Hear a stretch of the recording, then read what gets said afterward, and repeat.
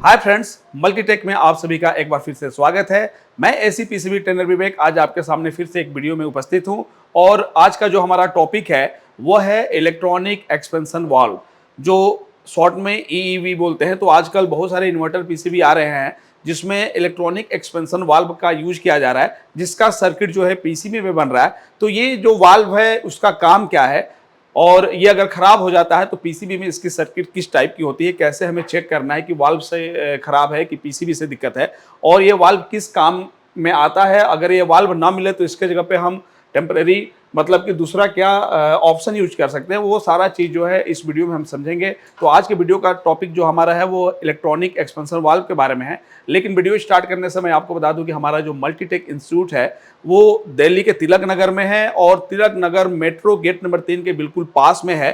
अगर आप इंटरेस्टेड है तो हमारे मल्टीटेक इंस्टीट्यूट पे विजिट कर सकते हैं। हमारा जो मल्टीटेक इंस्टीट्यूट है बहुत टाइप के इलेक्ट्रॉनिक कोर्स कराता है और जिसमें हमारा एसी पीसीबी की रिपेयरिंग भी है। और एसी पीसीबी की रिपेयरिंग जो है हम लोग बेसिक से एडवांस लेवल तक कराते हैं, मतलब कि आपको बेसिक से लेके फ्रिक्वेंसी चेक करना, इन्वर्टर, नॉन इन्वर्टर, जहाँ तक कि अब वीआरबी भी हम लोग जल्दी स्टार्ट करने वाले हैं। तो यहाँ तक कि हमारे यहाँ आपको एसी पीसीबी रिपेयरिंग देखने के लिए, सीखने के लिए मिल जाएगा। और हमारा खुद का सर्विस सेंटर है जहाँ पर कोर्स करने के बाद आप वहाँ पर कुछ दिन तक बैठ के अपना हाथ भी साफ कर सकते हैं। वहाँ पर हमेशा पीसीबी रिपेयरिंग का काम चलता रहता है, तो खुद से रिपेयर भी कर सकते हैं। तो बहुत सारा एक्सपीरियंस आप यहाँ से लेके जा सकते हैं और जाने के बाद अगर खुद का अपना बिजनेस करते हैं या कहीं जॉब करते हैं तो उस समय भी हमारा फुल सपोर्ट मिलेगा। अगर आप किसी परेशानी की वजह से, किसी दिक्कत की वजह से ऑफलाइन कोर्स हमारा नहीं कर पा रहे हैं, अगर हमारा ऑनलाइन कोर्स ज्वाइन करना चाहते हैं तो उसके लिए भी हमारे यहाँ व्यवस्था है। आप प्ले स्टोर पे जाइए और वहाँ से मल्टीटेक इंस्टीट्यूट का ऐप्स डाउनलोड करिए और उसमें जाके एसी पीसीबी के कोर्स को आप परचेज कर सकते हैं, जहाँ पर आप बेसिक से एडवांस लेवल की रिपेयरिंग ऑनलाइन भी सीख सकते हैं। तो स्टार्ट करते हैं वीडियो को। तो फ्रेंड्स, आज हम बात करने वाले एक्सपेंशन वाल्व के बारे में, जो देखने में ऐसा रहता है। ये तो हमारा एक्सपेंशन वाल्व इसके अंदर है और इसको पीसीबी कंट्रोल करने के लिए एक ये मोटर टाइप का एक डिवाइस लगा रहता है। तो ये पूरे सेट को हम लोग बोलते हैं इलेक्ट्रॉनिक एक्सपेंशन वाल्व। ये किस काम में आता है, कहाँ यूज़ होता है, वो सारा चीज़ समझने के लिए हमें एक बार आपको मतलब इमेज दिखाना पड़ेगा, क्योंकि ये मैकेनिकल की चीज़ होती है। ये जो आप चीज़ देख रहे हैं मैकेनिकल का है और इससे पहले मैकेनिकल से ही कंट्रोल किया जाता है। लेकिन आजकल कुछ नई टेक्नोलॉजी पीसीबी में आ गई है जिसको इसको कंट्रोल करने के लिए पीसीबी द्वारा कंट्रोल किया जा रहा है। तो ये काम क्या करता है वो सारा चीज़ जो है हम समझने वाले हैं। तो आपको हम ये दिखाने वाले हैं कि इलेक्ट्रॉनिक एक्सपेंशन वाल्व के जगह पे पहले क्या क्या यूज होता था और ये जो नया वाल्व आजकल यूज हो रहा है पीसीबी में तो किसके जगह पे यूज हो रहा है, पहले ये समझना जरूरी है। उसके बाद हम इसको समझेंगे तो बहुत आसानी से समझ लेंगे। तो फ्रेंड्स, इलेक्ट्रॉनिक एक्सपेंशन वाल्व कहाँ यूज होता है ये समझने के लिए हम थोड़ा सा मैकेनिकल के टेक्नोलॉजी पे ले चलते हैं। तो एक नाम सुने होंगे आप लोग, कैपिलरी ट्यूब का। कैपिलरी ट्यूब जहाँ यूज होता है उसी जगह पे आजकल क्या यूज किया जा रहा है, इलेक्ट्रॉनिक एक्सपेंशन वाल्व यूज किया जा रहा है। कैपिलरी ट्यूब का मेन काम होता है कि जो हमारा कंडेंसर कॉइल से इवेपोरेटर कॉइल में जो गैस का रेफ्रिजरेंट का फ्लो होता है उसको नियंत्रित करने का काम जो किया जाता है वो किससे किया जाता है, कैपिलरी ट्यूब से। लेकिन इस कैपिलरी ट्यूब से गैस मतलब जो हमारा रेफ्रिजरेंट का फ्लो है वो कंट्रोल करने के लिए इसमें पीसीबी का कोई रोल नहीं होता है। एक तरफ से हाई प्रेशर जब इन होता है तो ये प्रेशर को क्या करता है, लो करने का काम करता है, जिसकी वजह से दूसरी तरफ से आउट हो जाता है। इसी के जगह पे एक और एक्सपेंशन वाल्व यूज होता है जिसको हम लोग टीएक्सवी कहते हैं, थर्मोस्टैटिक एक्सपेंशन वाल्व। इसका भी काम वही है, लेकिन ये प्रेशर को सेंस करके रेफ्रिजरेंट के फ्लो को कंट्रोल करता है। तो ये जो है ये भी रेफ्रिजरेंट के फ्लो को कंट्रोल करने के लिए होता है और साथ में ये भी जो है इसके जगह पे यूज होता है। तो ये भी रेफ्रिजरेंट के फ्लो को कंट्रोल करता है कि कंडेंसर कॉइल से इवेपोरेटर कॉइल में जो प्रेशर होना चाहिए वो कितना होना चाहिए, ताकि हमें जो कूलिंग मिले वो पीसीबी के अनुसार, हमारे कमांड के अनुसार मिले। तो वो रेफ्रिजरेंट कंट्रोल करने वाली जो डिवाइस होती है वही होती है हमारी एक्सपेंशन वाल्व, जो कि कैपिलरी ट्यूब के रूप में भी हो सकती है या थर्मोस्टैटिक एक्सपेंशन वाल्व के रूप में रहती है, जिसमें एक प्रेशर सेंसर लगा रहता है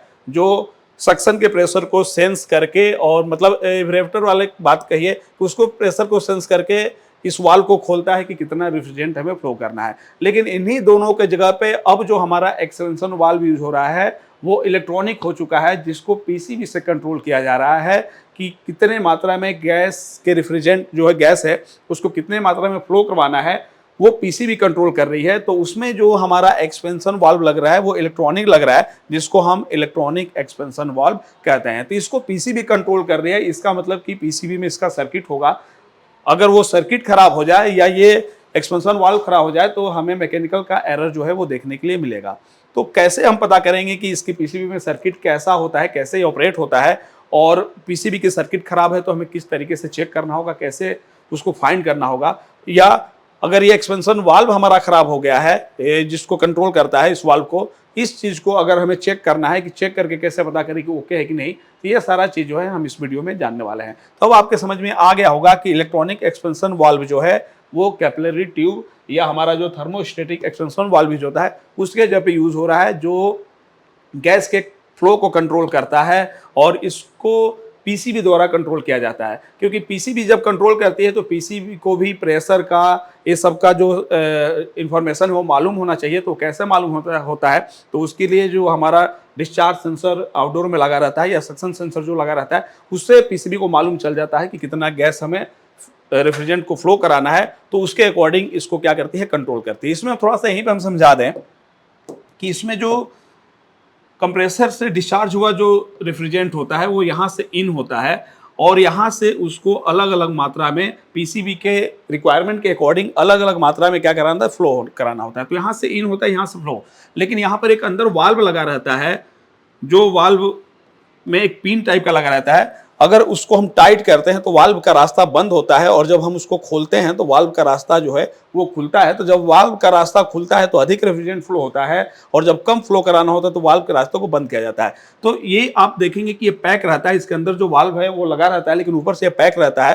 तो इसके अंदर के वाल्व को खोलने बंद करने के लिए ये मेटल की चीज़ है, तो उसके लिए एक ऐसा डिवाइस यूज किया जाता है जिस डिवाइस में मैग्नेटिक फील्ड बनता है, और वो मैग्नेटिक फील्ड के अंदर से अंदर के वाल्व को खोलने और बंद करने का काम करता है। तो इसके लिए जो डिवाइस इसके ऊपर यूज किया जाता है खोलने बंद करने के लिए, वो डिवाइस आपको ऐसा देखने के लिए मिलेगा, जो हम अभी दिखाएंगे भी आपको, जो बिल्कुल हमारा स्टेपर मोटर होता है, जो स्विंग मोटर आजकल डीसी इंडोर में यूज किया जाता है फ्लैप को खोलने बंद करने के लिए, वही स्विंग मोटर बिल्कुल यूज होता है इसको खोलने बंद करने के लिए। तो अगर हम स्विंग मोटर के टेक्नोलॉजी को समझ जाए तो समझ सकते हैं कि उसी तरीके से ये भी पीसीबी जो है इसको भी खोलने और बंद करने का जो है काम करती है। कैसे करती है वो हम सर्किट से समझेंगे। तो आते हैं, पहले इसको सर्किट को समझेंगे और फिर उसके बाद हम आपको टेस्टिंग बताएंगे कि इसकी टेस्टिंग कैसे करते हैं। तो आते हैं, एक बार देखते हैं कि इसका सर्किट कैसे बना होता है।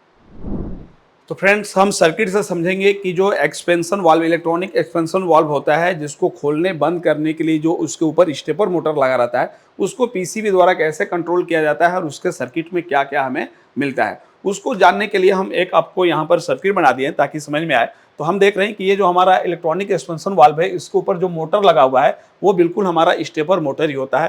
तो स्टेपर मोटर में हम देखते हैं कि उसके कनेक्टर पे जो वायर निकला रहता है वो 5 वायर होता है, जिसमें एक वायर जो होता है कॉमन से जुड़ा रहता है। मतलब कि अगर 4 कॉइल मोटर के अंदर लगा है तो एक पॉइंट ऐसा रहेगा कि जिससे चारों कॉइल वहीं पे जुड़े रहते हैं, तो इसको हम बोलते हैं कॉमन। इस कॉमन वाले वायर पे हमें 12 वोल्ट की सप्लाई देखने के लिए मिलती है। उसके बाद सभी कॉइल का जो दूसरा टर्मिनल होता है और 4 टर्मिनल जो होते हैं उस पर निगेटिव सप्लाई पल्स के रूप में दी जाती है, जिससे ये मोटर में मैग्नेटिक फील्ड बनता है। और वो मैग्नेटिक फील्ड किस रोटेशन में चलता है, तो अगर यहाँ तो हमने मान लीजिए कॉमन पे 12 वोल्ट दे दिया, समझिएगा थोड़ा सा यहाँ पर अगर कॉमन वाले पिन पे हम 12 वोल्ट दे दिए तो जितने भी कॉइल के एक टर्मिनल है सब पे 12 वोल्ट मिल गया, लेकिन मैग्नेटिक फील्ड बनने के लिए दूसरे टर्मिनल पे निगेटिव चाहिए। अब 4 कॉइल है, चारों कॉइल पे निगेटिव अगर इस सीरीज में दिया जाए, इस सीक्वेंस में दिया जाए कि पहले ए पे दिया जाए, फिर इसको हटा के बी पे दिया जाए, फिर इसको हटा के सी पे दिया जाए, फिर इसको हटा के डी पे दिया जाए, तो अगर एबीसीडी के क्रम में निगेटिव पल्स के रूप में दिया जाए तो उस समय मोटर का जो रोटेशन होगा, मैग्नेटिक फील्ड का जो जनरेशन होगा, जनरेट होगा, वो उसका इफेक्ट ऐसे होगा, इस तरीके से घूमेगा। अगर वही नेगेटिव पल्स जो है हम एबीसीडी के क्रम में ना देके डीसीबीए के क्रम में दे, अगर इस सीरीज में दे कि पहले नेगेटिव पल्स इस पे दे, पॉजिटिव तो मिला हुआ है, पहले नेगेटिव इस पे दे के हटा के फिर इस पे दे, इस पे हटा के इस पे दे, इस पे हटा के इस पे दे, अगर हम नेगेटिव डीसीबीए के क्रम में दे रहे हैं तो मोटर में जो मैग्नेटिक फील्ड बनने का रोटेशन होगा वो ऐसे होगा, जिसकी वजह से इसके अंदर जो इलेक्ट्रॉनिक वाल्व लगा रहता है वो कभी टाइट करना हो तो इस तरीके से इस पे जो नेगेटिव पल्स आएगा, और खोलना हो तो इस तरीके से उस पे नेगेटिव पल्स आएगा। तो इस पे नेगेटिव पल्स जो है कभी एबीसीडी के क्रम में देना है और कभी डीसीबीए के क्रम में देना है। तो वो कब किस क्रम में देना है वो एमसीयू में प्रोग्रामिंग होता है। तो फिर इस पे नेगेटिव देने के लिए जो सर्किट बना रहेगा या उसका जो कनेक्टर लगाएंगे, ये कनेक्टर हम कैसे लगाएंगे और कैसा सर्किट पीसीबी मिलेगा वो समझते हैं। तो ये जहाँ पीसीबी में एक्सपेंशन वाल्व लगता है वहां पर हमें 5 पिन का कनेक्टर दिखता है, कभी कभी 6 पिन का भी कनेक्टर दिखेगा। तो ये जो कॉमन वाला पिन है वो 2 ठो रहता है आपस में जुड़ा हुआ, या एक एमसीबी रहता है, तो वो कॉमन वाला रहेगा, बाकी 4 हमें ऐसे देखने के लिए मिलेगा। तो ज्यादातर हमें 5 पिन का कनेक्टर दिखेगा।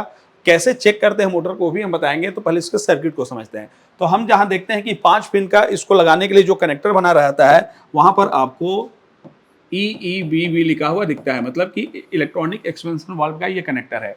तो इस कनेक्टर के पिन पे हम ट्रेसिंग करेंगे तो देखेंगे कॉमन वाली जो पिन होगी वहां पर 12 वोल्ट हमें देखने के लिए मिलेगा। कुछ पीसीबी में 15 वोल्ट, अगर 12 वोल्ट नहीं बनता है तो 15 वोल्ट भी आपको देखने के लिए मिल सकता है। उसके बाद देखेंगे कि ये जो 4 पॉइंट है जिसपे निगेटिव पल्स के रूप में आएगा, इसको कौन कंट्रोल करेगी? एमसीयू द्वारा ये कंट्रोल किया जाएगा। लेकिन एमसीयू कंट्रोल करने के लिए क्या यूज करती है? तो आपको रास्ते में 95% देखने के लिए मिलेगा कि बाइपोलर आईसी जो है वो यूज करती है। इसके जगह पे एनपीएन ट्रांजिस्टर भी यूज कर सकती है, लेकिन ज्यादातर देखेंगे कि बाइपोलर आईसी यूज करेगी। अब बाइपोलर आईसी के बारे में बहुत सारा वीडियो बना दिया गया है कि एनपीएन ट्रांजिस्टर की जगह पे यूज किया जाता है नेगेटिव को स्विच करने के लिए।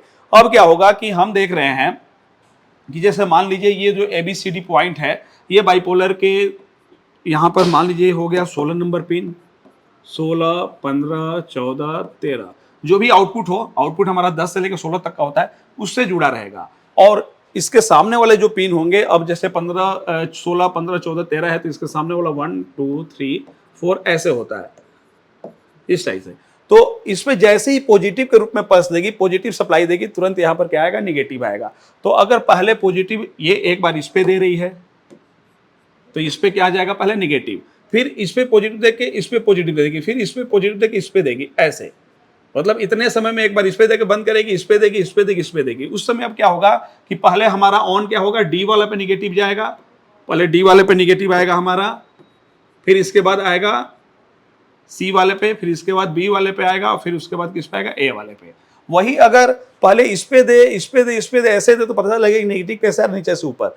तो एमसीयू में प्रोग्रामिंग है कि कब हमें खोलना है, तो खोलने के लिए एबीसीडी की तरफ दे, या हमारा डीसीबीए ऐसे दे।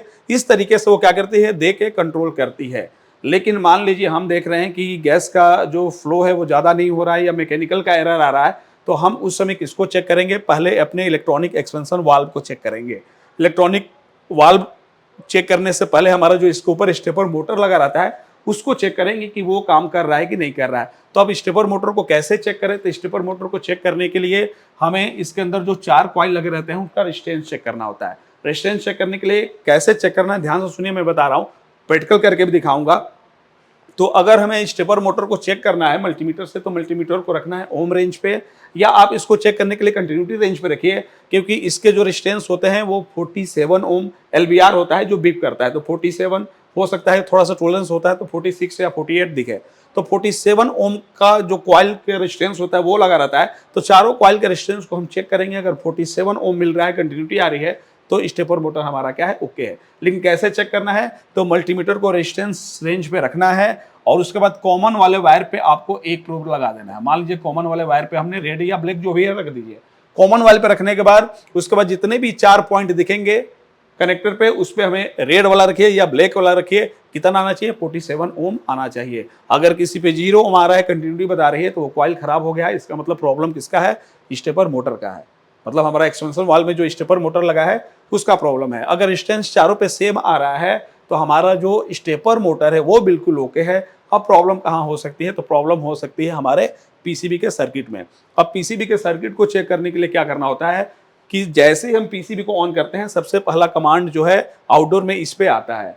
उस समय हमें क्या करना है कि पीसीबी को ऑन करने के बाद इसके जो 4 इनपुट वाले पॉइंट है, 4 इनपुट वाले, इस पे हमें वोल्टेज चेक करना है। डीसी वोल्टेज पल्स के रूप में मिलेगा हमें। कुछ फ्लक्चुएशन यहाँ पर, ये फ्लक्चुएशन 0.7 वोल्ट से लेके 5 वोल्ट या 3.3 वोल्ट के अंदर का रहेगा। 0.7 से अधिक होना चाहिए।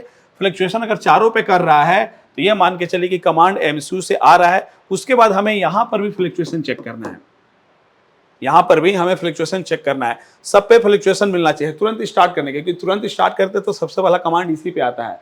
तो इन चारों पे हमें फ्लक्चुएशन मिलना चाहिए। अगर चारों पे हमें फ्लक्चुएशन मिल रहा है तो इसका मतलब कि सर्किट ओके है। अगर चारों में से 3 पे मिल रहा है, 1 पे नहीं मिल रहा है, और हम इधर देख रहे हैं कि इधर उस चौथे पे भी मिल रहा है, तो उस समय हमें बाइपोलर आईसी को चेंज करना है। मतलब कि अगर पीसीबी से दिक्कत आती है इस सेक्शन में तो ज़्यादातर चांस रहता है कि लीनियर बाइपोलर आईसी ही खराब है, इसको चेंज करते ही हमारा सर्किट जो है ओके हो जाता है। लेकिन अगर एमसीयू से ही इसको ओपन करने का कमांड नहीं आ रहा है तो उस समय प्रॉब्लम हमारा एमसीयू का हो सकता है, लेकिन हमें एमसीयू रिप्लेस करने की जरूरत नहीं है। अगर ये हमारा इलेक्ट्रॉनिक वाल्व खराब भी हो जा रहा है तो इसके जगह पे अगर आप मैकेनिकल का काम जानते हैं तो कैपिलरी ट्यूब लगा दीजिए, उससे भी हमारा काम हो जाएगा, एरर नहीं आता है, क्योंकि इस सेक्शन का जो एरर है वो नहीं आता है। लेकिन कैसे चेक करेंगे, कैसे स्टेपर मोटर पे सप्लाई देते हैं तो वो एक बार आपका इस तरीके से घूमेगा और एक बार इस तरीके से घूमेगा, वो सारा चीज जो है हम प्रैक्टिकल करके दिखाएंगे। लेकिन ये वीडियो लंबी ना हो जाए तो ठीक इसका अगला पार्ट जो है मैं उसी का बनाने जा रहा हूं, ताकि आपको भी देखने में आसानी लगे, समझें। तो कैसे स्टेपर मोटर को चेक करते हैं वो सारा चीज जो है मैं आपको अगले वीडियो में बताने वाला हूं। तो ये वीडियो कैसा लगा जरूर कमेंट करिए, और आगे किस टॉपिक पे वीडियो चाहिए ये भी कमेंट करिए। और अभी तक आपने चैनल को सब्सक्राइब नहीं किया है तो चैनल को सब्सक्राइब कर लीजिए। ऐसे इन्फॉर्मेशन वाली वीडियो जो है आपको लगातार मिलता रहेगा। तो मिलते हैं अगले वीडियो में, तब तक के लिए धन्यवाद।